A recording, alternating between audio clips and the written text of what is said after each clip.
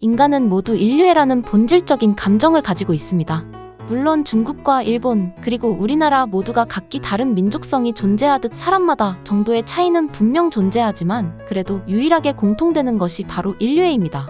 인류애는 절체절명의 위기나 어떤 특별한 사건이 발생할 때, 즉 급박한 상황 속에서 더욱 두드러지게 나타나는데요.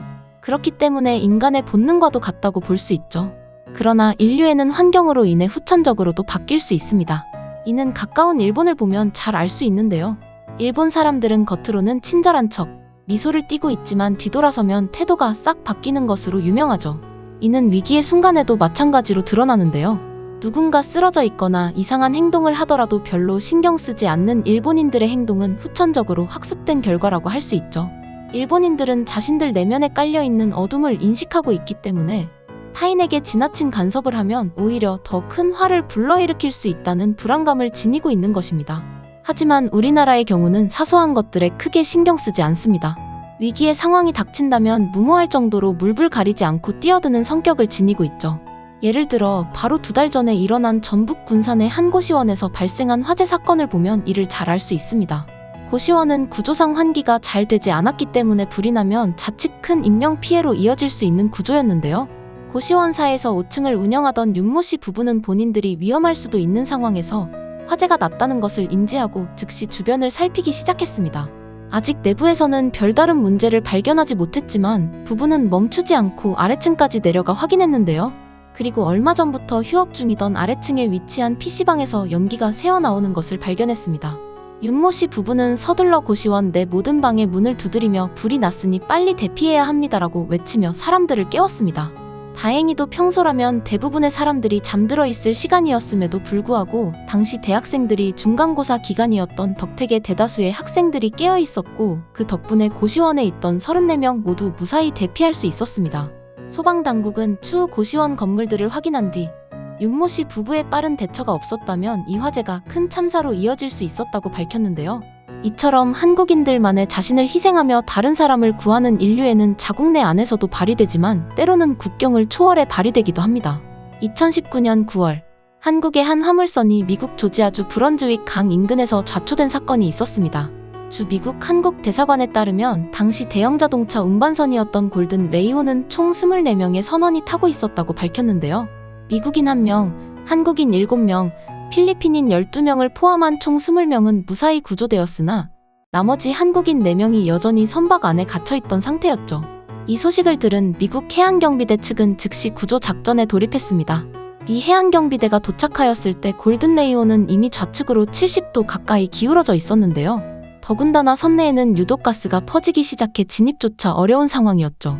하지만 선체가 더 기울어진다면 마지막 희망인 에어포켓마저 사라질 가능성이 컸기 때문에 배의 수평을 다른 선박의 줄로 연결해 계속해서 맞추면서 구조할 방법을 고민하게 됩니다. 역시나 문제는 한국인 4명의 생사 여부였죠.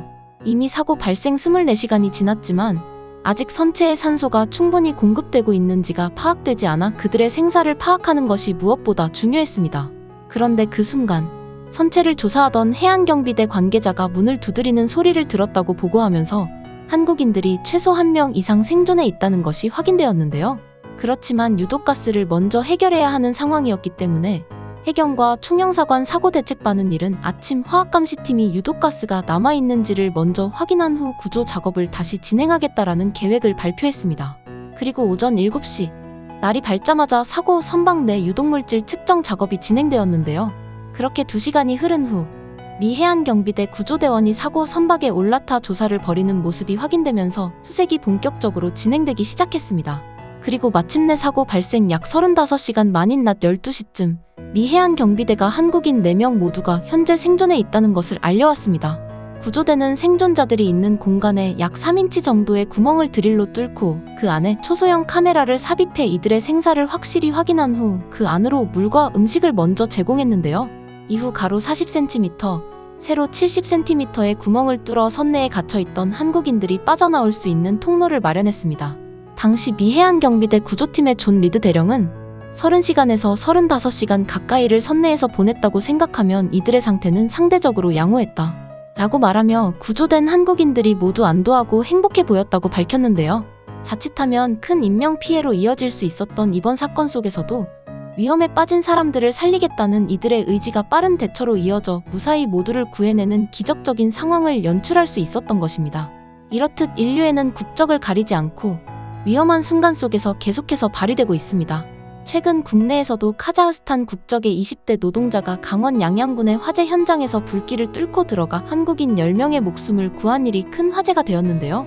28살의 카자흐스탄 청년은 그날 오전 11시쯤 자신의 원룸으로 귀가하던 중 무언가 타는 냄새를 맡고 주변을 둘러보았는데 근처 다른 원룸에서 연기가 나는 것을 확인하게 되었습니다. 그 순간 그는 바로 불이야를 외치며 복도에 있는 창문들을 열고 주민들을 신속히 대피시켰는데요.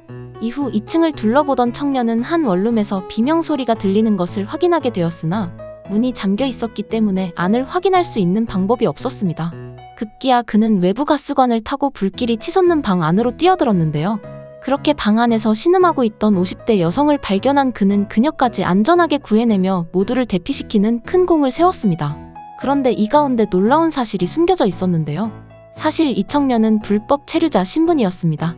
그는 2017년 관광비자로 한국에 입국해 월세방을 전전하며 자신의 고국에 있는 아내와 2아이를 부양하고 있었던 것으로 알려졌습니다. 자신의 신분이 드러날 경우 모든 것을 잃고 본국으로 추방될 수도 있었지만 그는 망설이지 않고 사람을 살리기 위해 위험 속으로 뛰어들었습니다. 후에 그에게 신분이 탈로 날 수도 있는데 왜 불 속으로 뛰어들었냐? 라고 물었더니 그는 당연하다는 듯 사람은 살려야 하잖아요. 라고 대답했습니다. 그는 이 과정에서 목과 손 등에 2도에서 3도의 화상을 입었는데요. 이 소식을 들은 주민들은 700만 원을 모아 청년의 병원비를 대신 부담하게 되었습니다. 이뿐만 아니라 청와대 국민청원 홈페이지에는 불법 체류자인 이 청년을 대한민국에 머물 수 있도록 돕자라는 청원이 올라왔고 그에게 영주권을 주자라는 여론이 형성되기 시작했습니다. 결국 양양군은 올해 6월 보건복지부에 그에 대한 의상자 헌정 신청을 진행했으며 7월 24일 의상자 심사위원회에서 그는 최종적으로 의상자로 인정받아 의상자 증서와 보상금을 지급받을 수 있게 되었습니다. 또한 이번 조치로 법무부의 영주권을 신청할 자격을 획득한 그는 한국에서 머무르며 살아갈 수 있게 되었습니다.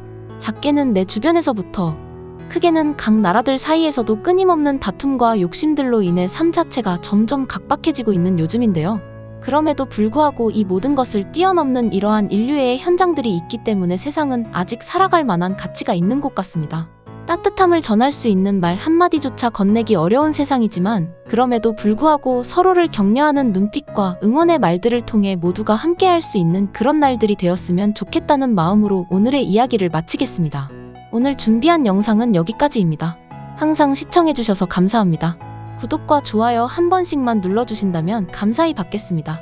이상 대한TV였습니다.